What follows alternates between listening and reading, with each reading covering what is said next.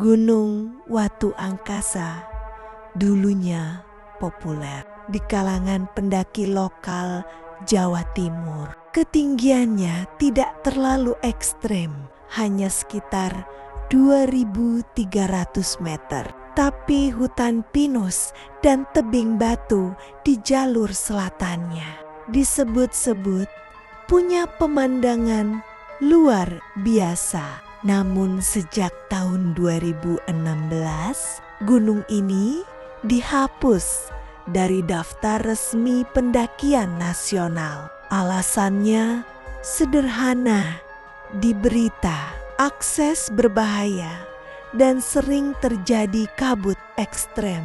Tapi di kalangan warga sekitar alasannya lain, karena di sana waktu bisa berhenti. Dan malam itu 4 mahasiswa dari Surabaya tidak mempercayai peringatan itu. Nama mereka Rian, Della, Iqbal, dan Edo. Mereka berangkat dengan motor menuju desa terakhir di kaki gunung. Tidak ada pos resmi, hanya warung kayu dan papan usang bertuliskan pendaki wajib lapor. Posko sementara Pak Naryo. Lelaki sepuh dengan sorot mata sayu memperingatkan mereka kalau kabut turun jam 3 sore jangan lanjut. Di sana suara bisa menipu. Della menatap Ryan, tersenyum setengah menantang. Tenang Pak, kami cuma mau camping 1 malam aja kok. Pak Naryo menghela napas. Tangannya gemetar saat menulis nama mereka di buku log lama yang kusam. Buku itu ternyata buku terakhir sebelum pos ditutup tahun ke-2000. Sebelum mereka pergi, Pak Naryo berkata pelan, kalau nanti dengar ada yang manggil dari dalam kabut, jangan jawab. Pendakian berjalan lancar hingga sore. Langit mendung, udara lembab. Saat mereka sampai di pos 2, kabut mulai turun dari puncak, pelan tapi tebal, seperti dinding putih yang merambat. Di antara batang pinus, Edo menyalakan speaker kecil, memutar lagu dari ponsel.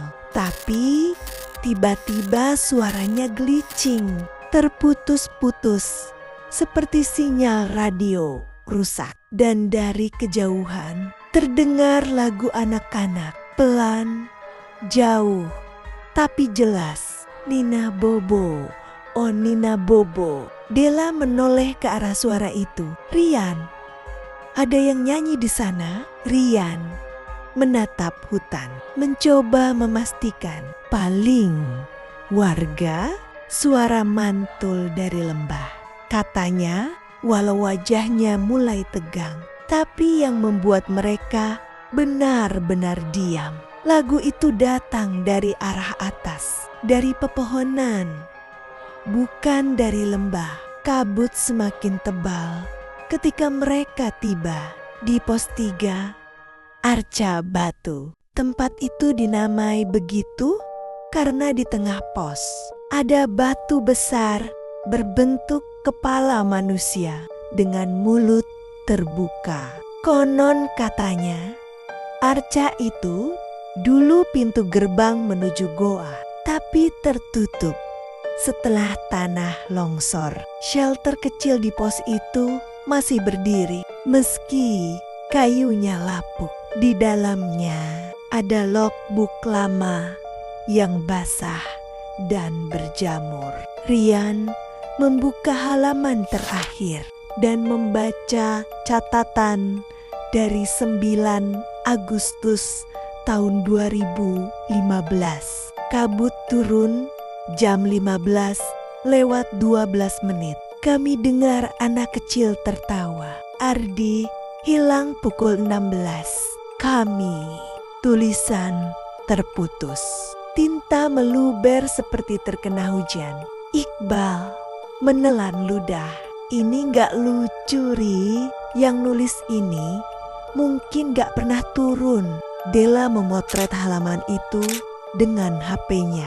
Tapi aneh, saat dicek di galeri, foto itu hitam polos. Hanya ada noise seperti layar TV rusak. Malam itu hujan turun pelan. Mereka memasang tenda di dekat shelter dan makan mie instan. Sekitar jam 12 malam, Della terbangun karena mendengar suara langkah kecil di luar tenda. Pelan, ringan, tapi teratur. Tap, tap, tap. Edo, bisiknya. Tidak ada jawaban. Dia menyingkap sedikit resleting tenda dan di luar berdiri anak kecil berumur 5 atau 6 tahun. Bajunya merah tapi pudar seperti kain tua. Rambutnya panjang menutupi sebagian wajah dan di tangannya ada boneka tanpa kepala. Matanya hitam legam tanpa putih sama sekali. Anak itu tersenyum lebar lalu berbisik, "Kamu gantian jagain aku ya." Sebelum Della sempat menjerit, anak itu mundur ke kabut dan menghilang tanpa suara. Tapi di tanah tempatnya berdiri, tertinggal bekas kaki kecil terbakar. Seperti arang menempel di tanah basah. Pagi harinya, Rian memutuskan turun.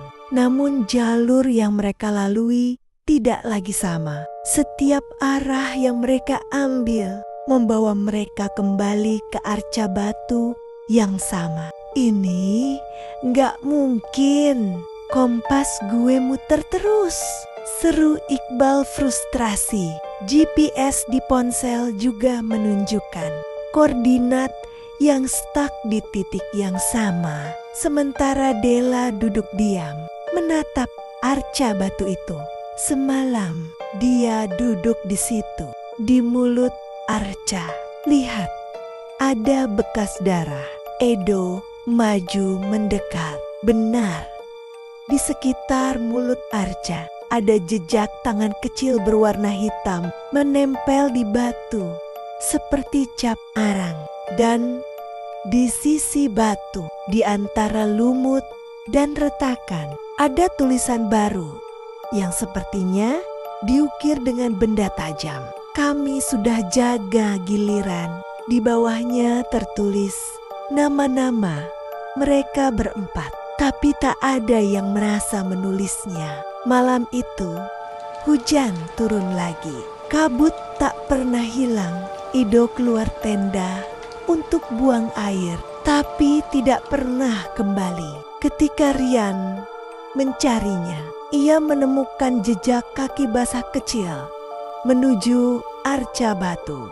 Dan di depannya, arca itu tersenyum. Celah mulutnya terbuka lebih lebar, dan dari dalam terdengar gumaman suara anak-anak seperti sedang mengaji.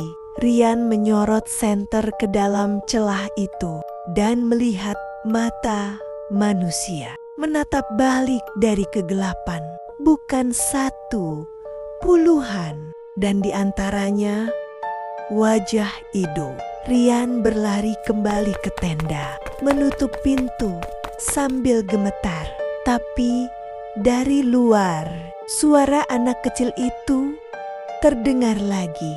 "Gantian, Kak. Sekarang giliranmu." Tim pencarian baru menemukan logbook pos itu 3 bulan kemudian. Tendanya sudah lapuk. Sebagian alat tertimbun lumpur, tidak ada tubuh ditemukan. Namun logbook di meja shelter masih terbuka. Halaman terakhirnya berisi tulisan gemetar. Sebagian tertulis dengan darah.